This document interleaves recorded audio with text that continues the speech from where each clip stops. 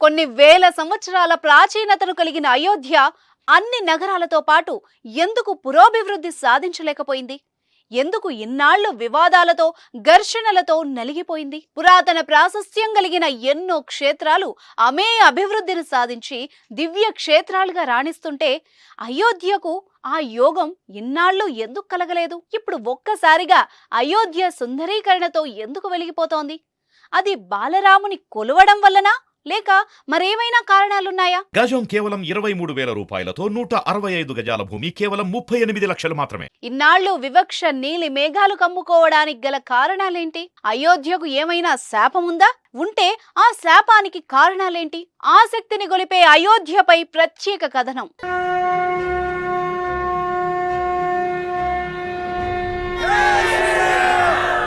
అయోధ్య అంటేనే ధర్మ పాలనకు నెలవు. దేశంలోని అతి పురాతనమైన నగరాలలో ఒకటిగా వాసికెక్కిన దివ్య క్షేత్రం. ఆ వైకుంఠవాసుడు శ్రీరామచంద్రునిగా మానవ రూపంలో అవతరించిన పుణ్య భూమి.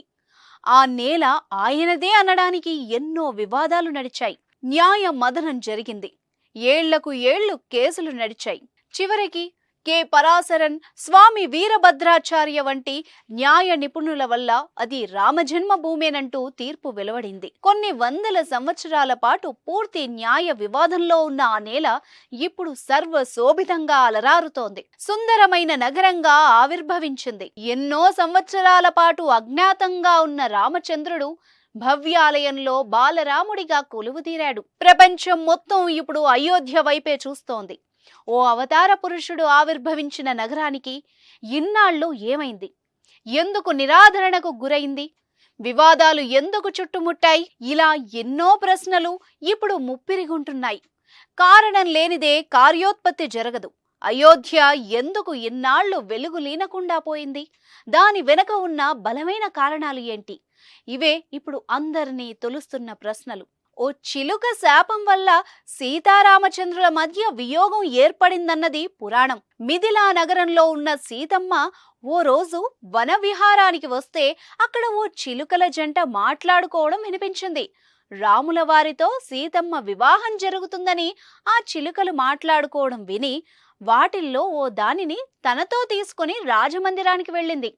తన చెలిని విడదీసినందుకు మగ చిలుక సీతమ్మ వారిని కూడా భర్తతో వియోగం ఏర్పడుతుందని తీవ్ర శాపం పెట్టింది.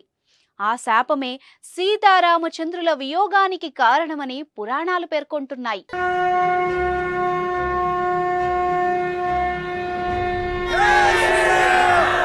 అయితే అయోధ్య నగరాన్ని ఎవరు శపించారు?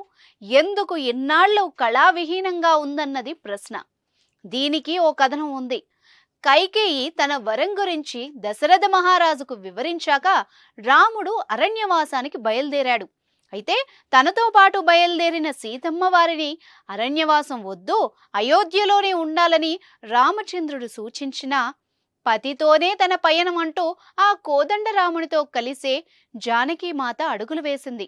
ఎన్నో కష్టాలు చవిచూసింది. రాక్షస వేదనను అనుభవించింది. నిందలు పడింది. రావణ సంహారం అనంతరం అగ్నిప్రవేశం చేసి తన సచ్చీలతను నిరూపించుకుంది. కాని అవమానాలు వీడలేదు. వాటన్నింటినీ దిగమింగుకొని వాల్మీకి మహర్షి ఆశ్రయం పొందింది. దుఃఖభారంతో అయోధ్యను వీడుతూ ఆ లోకమాత ఎంతో పరితపించింది. ఆ వియోగ భారం, ఆ శోక పరితాపమే అయోధ్యకు శాపంగా మారినట్టు చెబుతారు.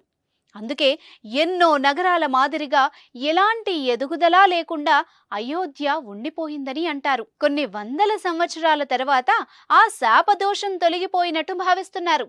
ఆ ప్రభావం వల్లే ఇప్పుడు అయోధ్య సుందరమైన నగరంగా భక్తులను ఆకట్టుకుంటోందని, బాలరాముణ్ణి దర్శించుకునేందుకు భక్తులు తరలి వస్తున్నారని అంటున్నారు. ఇప్పుడు అయోధ్య రూపురేఖలు పూర్తిగా మారిపోయాయి. సర్వాంగ సుందరంగా నగరం రూపుదిద్దుకుంది. ఎక్కడ చూసినా భక్తజనం, ఏ నోట విన్నా రామనామ జపం. ఆ వైభవాన్ని చూసి సరయూ తరంగాలు కూడా పులకించిపోతున్నాయి.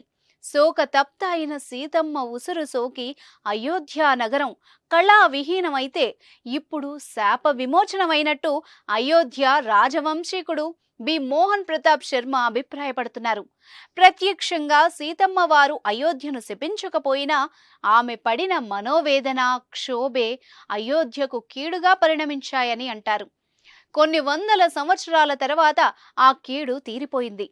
ఆ శాపం వీడిపోయింది. ఇప్పుడు అయోధ్య సర్వ శుభకరంగా, శుభమయంగా, శోభితంగా కనిపిస్తోంది. త్రేతాయుగంలో ఉన్న సందడి మళ్లీ గోచరమవుతోంది.